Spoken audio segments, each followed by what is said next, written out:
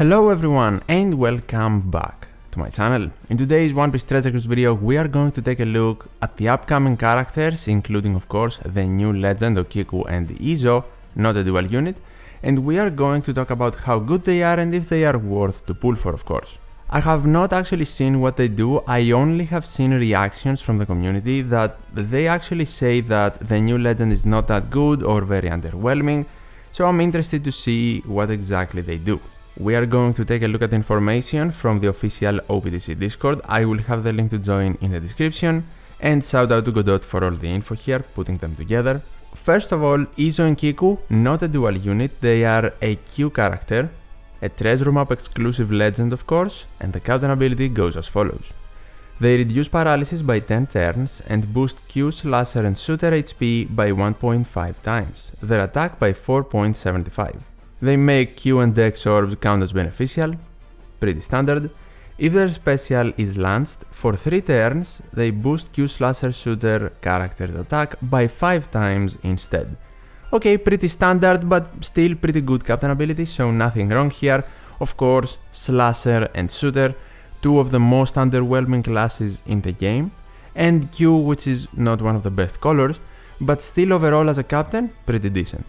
For their special ability, they deal 100 times in non-type damage to all enemies and lock the chain at 3.5 times for 3 turns. Okay, just like Shanks Crew. Extends orb boosts for an additional 2 turns, very nice. And if you have 5 or more slasher characters on the crew, not shooter here, so what is the point of being a slasher and shooter captain, whatever. They change top row orbs into Wayno. If there are 5 or more shooter characters on the crew, okay, there we go. They change bottom row orbs into Wayno. So if you have a full slasher and shooter team, that can be cool. But other than that, essentially they are a 3.5 times chain locker for 3 turns and they can extend orb boosts. The Wayno orb thing is clunky, I'm not a fan of it, but to be honest, extending the orb boost for 2 turns while also giving you a 3.5 times chain lock for 3 turns can be very good. The damage is trash, we do not care about that. The damage is always bad in majority of the units anyway. The 100 times their attack part of course, not the damage output they can generally have as a legend. But let's move on to the super type condition because they are a super type unit. So you either need to have one of these listed characters here: Oden, Kinemon, Denjiro, Raizo, Asura Doji, Inu, Neko, Kawamatsu, Momonosuke, Hiyori or Whitebeard as a sub, or your crew must have a chain lock and an orb boosting effect. Two different conditions, which is pretty rare to see, I like it, and let's see the super type effect. They buff the chain locking effect by an additional 0.3, meaning their own chain lock will go to 3.8 times for 3 turns, which is very good. And they change middle row characters' orbs into Wayno. There you go. So, essentially, if you have the super type condition requirement met, and then you also have the 5 shooters and the 5 slashers in the crew, you get a full board of Wayno orbs, provided they are not block or poison, because I don't see any condition here that says that the manipulation of the slots goes through block slots. Hopefully it does, but it's not listed, so I do not think so. For their support now, once per an adventure, when inflicted with paralysis, they reduce paralysis by 2 turns for the crew. Very nice, and they can be attached to all of the characters essentially that also allow their super type condition to activate. You can also check out the Pirate Rumble abilities here on the screen. I am not going to go through them, but they can also be played in Pirate Rumble of course. Overall, this is not a bad legend. I do not really get what all the fuss is about.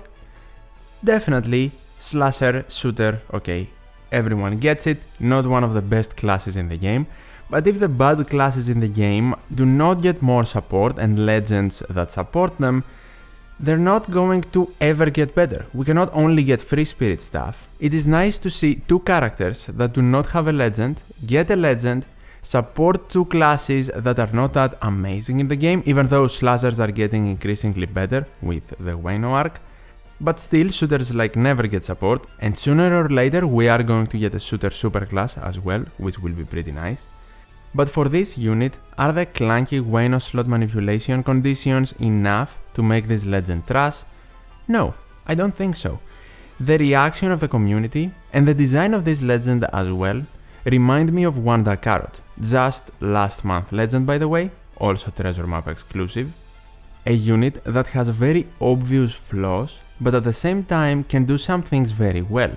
That is a summary of Okiku and Izo. I like that they are actually supporting shooter and slashers, but at the same time, the Wayne orb manipulation is not that amazing. While also, they can provide a 3.8 times chain lock for 3 turns and extend your orb boost to the next stage, because even if you have a 1 turn orb boost, they can boost it to 3 turns, and that means you can carry it through stages, which can be a huge deal. Of course, the 3.8 times chain lock is with the super type. If they are not captain, it is a 3.5 times, which is still at the same level of the Shank Screw chain lock, and it's not too shabby. Of course, except the captain ability stuff, in their special they don't really have utility other than the orb manipulation, which if you don't get, they are simply boosting your damage or extending the orb boost. That's why it can be considered an underwhelming legend for sure. Especially I'm guessing for the people that want an Okiku legend for a long time. And by no means is this unit a must pull unit. But is that always a bad thing? Because think about it like this. This Sugofest is a treasure map Sugofest. It has a horrendous structure. Bandai managed to make Sugofests even worse, everyone. Slow clap. The legend rate will also be low. This is a treasure map exclusive unit. So if it was a V2 Straw Hat Crew level legend, let's say, we would want to pull even more in a trash banner with the results not likely being good. But now, you can save your gems easier for the next treasure map exclusive unit to come out, and also maybe aim for Okiku and Izo, adding more value to the next treasure map Sugofest for you. We also have 2 treasure map rare recruits. Fun fact, Inuarashi and Nekomamushi in their Sulong form. Because we did not just get 2 legends of the same characters just a couple of weeks ago. Such an original treasure map rare recruit idea. Slow clap. For their specials, Inu reduces attack down by 5 turns and special bind by 3, not 5 because yoo-hoo, and boosts orbs for Q and slasher characters by 2 times for 2 turns. Pretty decent. And then Nekomamushi reduces damage threshold by 5 turns, he also reduces special bind by 3 turns, and then he boosts attack for Q1 slashers by 2 times. Another funny thing to me is that Nekomamushi and Inuarashi are slasher and free spirit, and they are not slasher and shooter, which is just crazy ironic, because screw shooters, we put them in the main legend of the Sugofest, but we're not gonna support them with the buds, essentially, of the new legend. Whatever. The Inu and Neko supports are also decent because they can give you a boost in base attack, and also if you hit a perfect with the character that they support, they can remove 1 turn of damage threshold or 1 turn of increased defense duration respectively. In conclusion, should you pull for these new characters? Probably not. I would say this is an easy skip as a Sugofest. The structure is so bad, and step number 3 becoming a 77% chance for the last wanted poster to be a legend, instead of it being a recommended character step, which are awesome steps, or at least a guaranteed legend step. No, it has to be a 77% legend step. Which to me, it kind of defeats the purpose of this whole video in a way, because if you have the same company that makes and distributes the Sugofest tell you, look at how trash I can make it, don't pull, why do you need me to tell you to skip it, in a sense, you know what I mean? But I still wanted to talk about the new characters. It's probably not worth to pull, but it will also depend on the pool of the legends and how many of them you are missing. Although still, even if you miss like 6 legends, the legend rate is not so high, and treasure map Sugofest rare recruit rates will be horrible. So you should probably save your gems, especially if you don't really care about Okiku and Izo as characters or for them as a legend. And that's everything I had to say. Please share your thoughts in the comments down below. I will be very interested to discuss with you what do you think about the new characters or Sugo, which not predictable comment at all, But tell me in the comments your opinions, and of course, if you enjoyed this video, like and subscribe for more One Piece Treasure Cruise content. Thank you so much for watching, take care, and I'll see you in the next one.